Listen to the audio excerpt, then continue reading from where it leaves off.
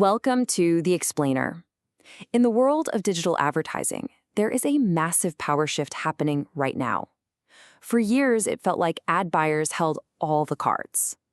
But a trend called sell-side curation is completely flipping the script.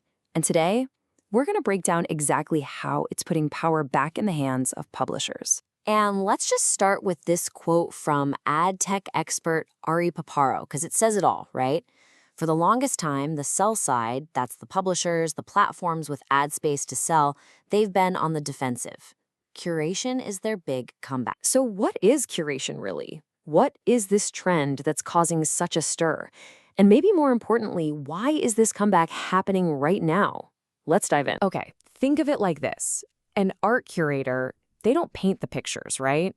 And they don't buy the art for their own wall.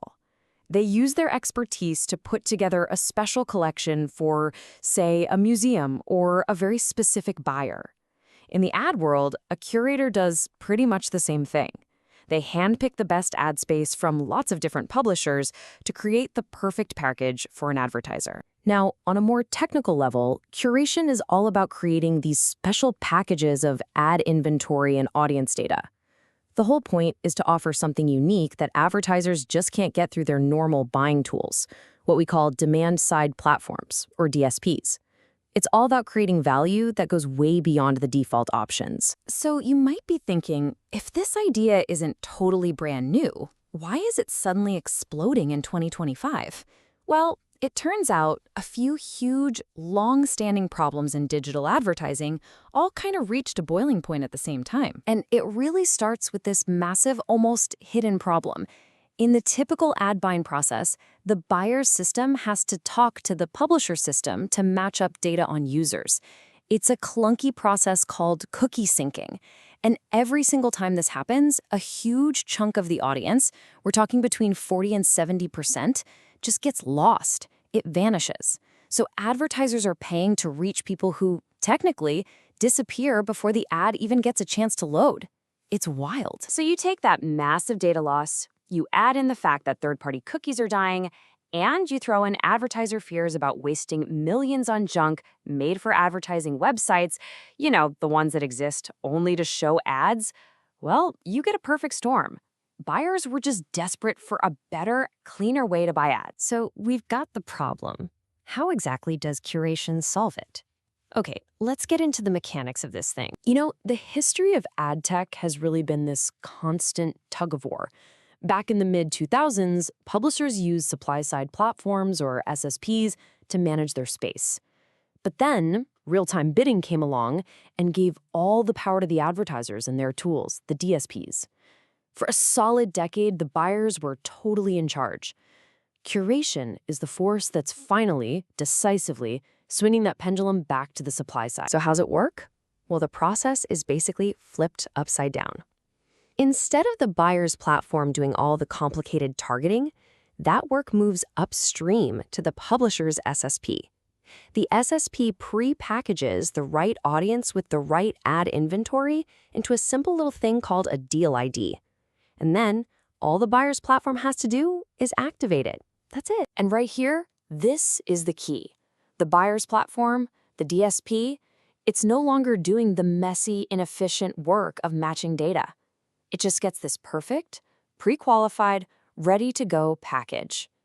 All the heavy lifting has already been done on the supply side, which, it turns out, is way more efficient for everyone. Now look, a shift this big doesn't just happen out of nowhere. It happens because everyone gets something out of it. Curation is often called a win-win-win for the entire ad ecosystem. So let's look at exactly why. First up, the data owners. For them, this is a massive win for efficiency. Instead of building custom integrations for every single buying platform out there, they can just integrate their data once with an SSP and reach the whole market. This simplifies their business like crazy and gives them so much more control over pricing. And for publishers? Oh, this is a total game changer. It opens up new revenue, and it gives them a real weapon against some of the buy-side optimization tactics that have been hurting their bottom line. But the biggest win is this. It finally gives them a way to actually use their own valuable first-party data, the info they have about their own readers, in the big automated ad market. And what about the buyers, the ones spending the money? They get exactly what they've been demanding for years: access to high-quality, premium inventory without the fear of their brand showing up on some junk website. It's a simple, privacy-safe way to buy ads that actually work, all activated with one simple deal ID. Better results, less risk. What's not to love? But okay, it's not a perfect utopia. This power shift has sparked some pretty serious debates, and there are some legitimate drawbacks we need to talk about. The biggest question you hear people ask is a simple one. Aren't we just adding another middleman? Advertisers are trying desperately to simplify their supply chains. So adding another company that takes a fee, well, that feels like a step in the wrong direction. And the answer, as Chris Kane from Jounce Media points out here, is it depends. It really depends on what that curator is doing. If they're just repackaging a list of websites, then yeah, they're just another fee. But if the curator is doing sophisticated real-time analysis that the buyer's own platform can't do, like filtering for quality on the fly, then they're adding real, tangible value that justifies their existence. Publishers are also a little wary, and for good reason. In theory, curation is supposed to let the highest bid win in an open auction. But in reality, some of these curated deals demand priority access.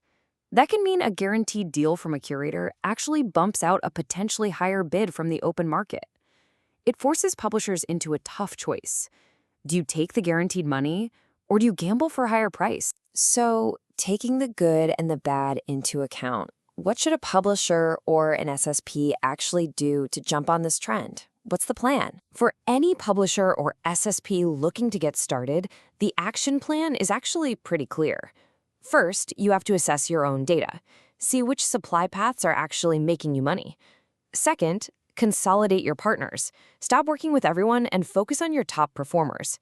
Third, demand absolute transparency from them on every single deal. And finally, you have to realize this isn't a set it and forget it thing. It needs constant monitoring and optimization. Ultimately, the biggest takeaway is this: the people who are really winning with curation aren't just chasing a short-term trend. They're treating it as a core part of their long-term strategy, a way to build a more sustainable and profitable future for their business. And that leaves us with one final big question. Curation is, without a doubt, shifting power back to the sell side. But will this lead to a healthier, more transparent, more efficient open internet for everybody? Or will it just create new, more complicated walled gardens? The answer to that is going to shape the entire future of digital advertising. Thanks for watching The Explainer.